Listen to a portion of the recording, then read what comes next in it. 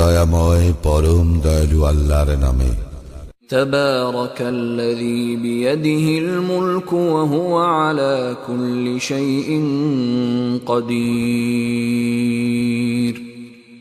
মহা মহিমান্বিত তিনি, সর্বময় কর্তৃত্ব যাহার করায়ত্ত, তিনি সর্ববিষয়ে সর্বশক্তিমান। الذي خلق الموت والحياة ليبلوكم أيكم أحسن عملا وهو العزيز الغفور যিনি সৃষ্টি করিয়াছেন মৃত্যু ও জীবন, তোমাদেরকে পরীক্ষা করিবার জন্য কে তোমাদের মধ্যে কর্মে উত্তম, তিনি পরাক্রমশালী, ক্ষমাশীল।